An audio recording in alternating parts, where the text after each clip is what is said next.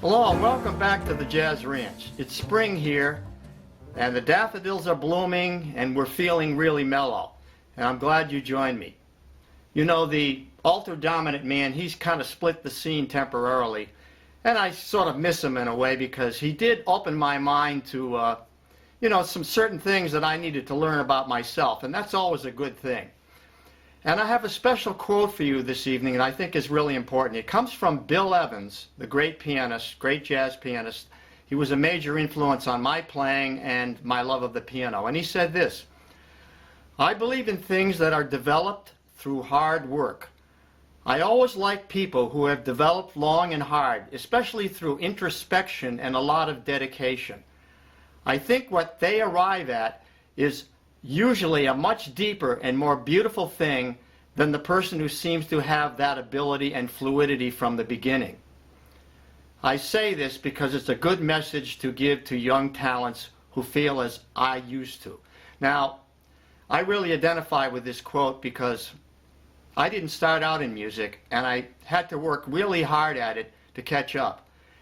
And so I know what hard work is, and that's the result of how I play today. I didn't have special, unusual gifts or special talents. I just worked really hard. So my lesson this evening is going to be one that requires some hard work. So let's move into that. And here we go. This video is going to focus on specific issues involving the 2-5-1 progression and putting it to the cycle of fifths. So you're going to learn about the cycle of fifths and also the 2-5-1 progression, which is the most important progression really in music and particularly in jazz.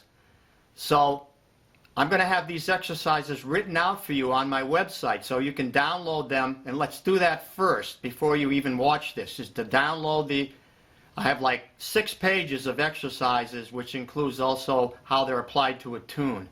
I'm going to go through each one. It starts with the easiest one, moves up through intermediate, and then advanced. So this may be a longer video, but that's how I'm going to do it.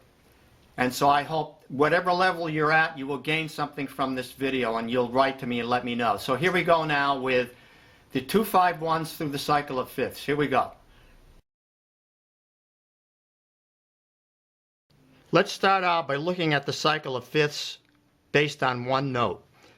And if this is new to you, then you might want to go back to a previous tutorial on the basics of how to figure out the cycle of fifths. For now, we're just going to accept it and move from there. So like I'm going to start on an A. So this is A440. I'm going to go to A220. If you're into math, that's half of vibration. This is A440 vibrations per second. This is 220. So we're going to start there. Now to go through the cycle of fifths in the most concise area within the keyboard, I'm going to go up a fourth and down a fifth. If I want to spread it out through the keyboard, I can keep going up in fourths or down in fifths. So I'm just going to go up a fourth, down a fifth. So just accept this for now and go to the previous video. But like up a fourth, down a fifth, up a fourth, down a fifth, up a fourth, down a fifth. So it goes like this. We end up back at 1 again, right? We did that whole cycle. Now let's look at that. 1, 2, 3, 4, right? 5, 6, 7, 8, 9, 10, 11, 12. Right? There's your 12 tones. But we missed some because we did one of the whole tone scales. We need to do the other whole tone scale. Now that may be confusing, but just accept it for now, and we'll talk about more detail later. I want you to get right to the exercise now. So the other one, we would have to go up chromatically like this, up a half step. So now the other whole tone scale would have this specific cycle of fifths.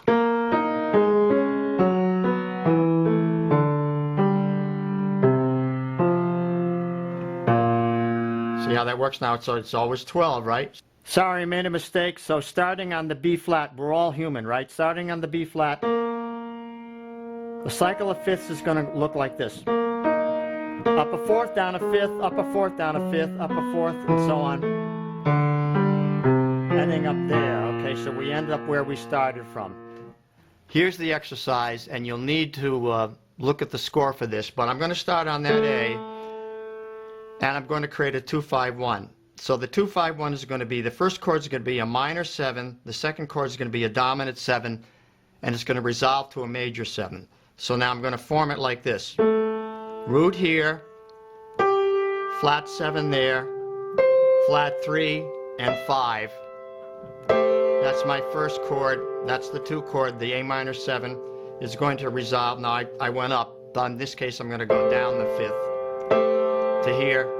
Now, interesting thing about this is you're only going to need to move a little bit here. And I'm only using a 3-note chord. Notice I'm not using a 4-note chord. I could use that, but I'm just going to simplify this now with a 3-note chord, which has the flat 7 in it, the minor 3rd, and the 5th. And the least you want to have is a root, a 3rd, a root, a 3rd, and a 7th. So you could get away with that, but I'm going to add the extra note there just to keep it more interesting. Down the 5th to the D, and all I do is move this 1 note and keep the other 2. Now I have a D9. That's root, major 3rd, flat 7, 9, major 9, and then resolve. These 2 come down like this, half step, whole step, to resolve to the 1. So that's a 2-5-1 in G. A minor 7, D7, G. Now I go to G minor 7. Now to go to that, in other words, I'm going to continue the cycle. So now I just lower these 2 from a major to a minor 7. From a major 7 to a minor 7, I just lower these 2. Now I have root, flat 7, flat 3, 5. Now I do the same thing. It's a pattern that is equal in every way. So this is now the only thing is this is a piano. This is not a guitar or whatever, so it's going to be not symmetrical from that point of view in terms of how these voices are moving, so to speak, or partials are moving. So we have that. Now we're going to move these 2 down, make it minor, then this one down here with the thumb, and then these 2 down. Now that's 2-5-1 into F. So we went 2-5-1 into G. Now we just make G a minor 7 chord, and we do 2-5-1 into F. See, so we're moving down that whole tone scale. So we make the major chord, the major 7 chord, a minor chord, minor 7 chord, and we go down to the E flat. Now we continue the cycle. This is all on the sheet now. C sharp minor, F sharp 9 to B major 7, now B minor 7, E9 to A major 7. Now we're back where we started because we're on the A major, and so now it begins again. You could keep going, but I started it here just to make it practical. So now we've done one set of 2-5s, 1s. Now we'll do the other set because we went on the whole tone scale built like this.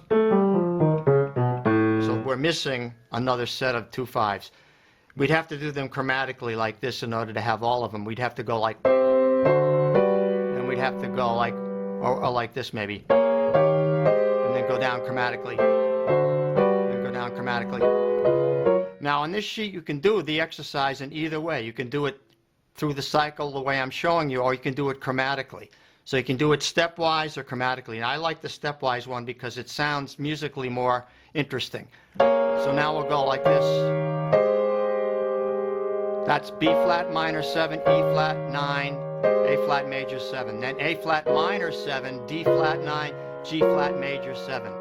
Or then G flat, or you can call it F sharp minor 7, B 7, E. Oh, I goofed. Okay, E major 7, now E minor 7, A7, or A9, D flat major 7, D minor 7, G7, C major 7, C minor 7, F7, B flat. That sounds complicated, I know, when I'm playing it quickly like that, but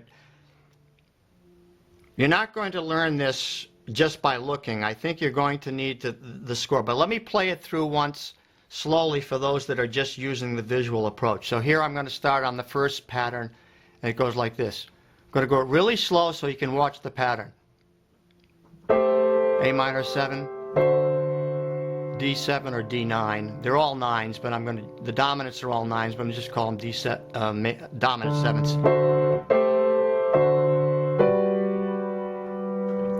Or better yet, I'm going to say 2, 5, 1 into G. 2, 5, 1 into F. 2, 5, 1 into E flat.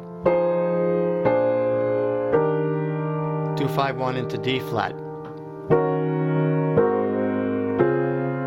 2, 5, 1 into B.